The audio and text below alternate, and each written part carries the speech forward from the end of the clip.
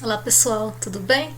Aqui é a professora Verônica. Eu estou aqui então para mais uma aula de explicação do nono ano do ensino fundamental de Geografia, do PET volume 2, 2021. Aqui nós vamos ver então a semana 4, tema Mudanças nas relações de trabalho, tendo em vista aí a questão do mundo globalizado. Bom, a economia global e o aumento do desemprego. Atualmente, as atividades desenvolvidas pelos trabalhadores exigem cada vez mais criatividade e qualificação.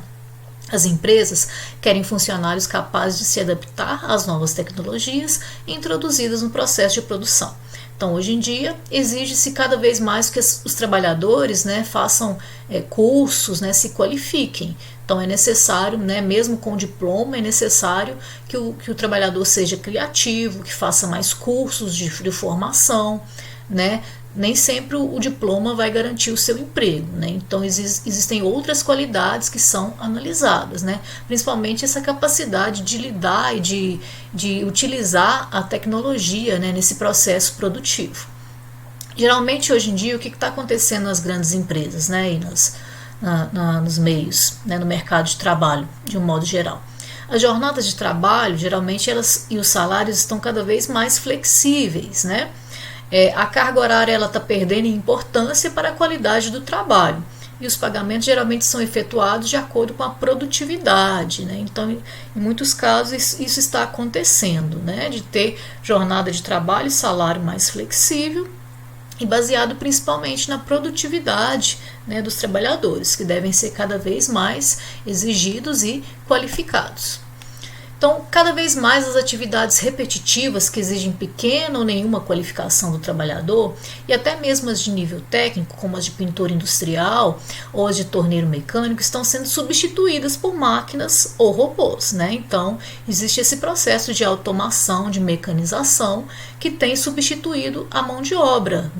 Então, muitas tarefas exigem das pessoas melhor formação e qualificação, capacidade de pesquisar e de aprender continuamente, Então existe esse processo aí de substituição da mão de obra por máquinas, e é um processo gradativo que vem acontecendo tanto nas indústrias, até mesmo no campo, nas atividades agropecuárias. Então, os trabalhadores sem qualificação são os mais prejudicados pelas inovações tecnológicas na agricultura, na indústria, no comércio e na prestação de serviço. Então, se não tiver qualificação, com o passar do tempo vai perder o emprego e vai ser substituído.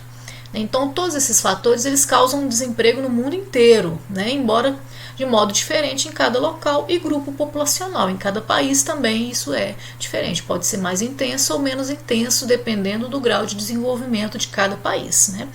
Então, o que parece ser uma tendência mundial, no entanto, é o crescente desemprego entre os jovens, principalmente nos países em desenvolvimento, como o Brasil, onde eles constituem uma proporção muito maior da força de trabalho do que nos países com maior desenvolvimento, porque nos países em desenvolvimento existe uma população jovem muito grande, enquanto nos países mais desenvolvidos a gente tem uma tendência de envelhecimento da população.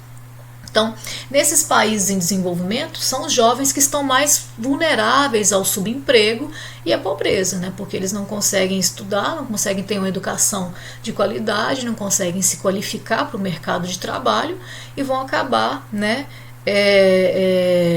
à mercê dessa situação aí. Então, não são apenas as inovações tecnológicas que vão gerar o aumento do desemprego no mundo, Há outras causas, que podem ser estruturais ou conjunturais, as causas do desemprego. Então vamos fazer essa separação aí de conceitos, O desemprego estrutural é o resultante da modernização das estruturas produtivas e de trabalho que ocorre com a mecanização e a automação nos processos de produção e com o aprimoramento dos processos de trabalho.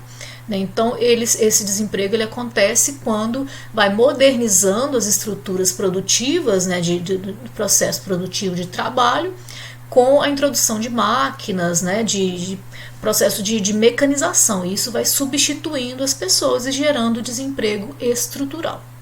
Agora, o desemprego conjuntural é provocado por uma situação temporária, Quando um país passa por uma dificuldade econômica, uma crise, vai diminuir a produção industrial e agrícola, né? Vai diminuir as vendas no comércio, nos serviços, e aí vai diminuir os postos de trabalho, né? E vai aumentar o desemprego.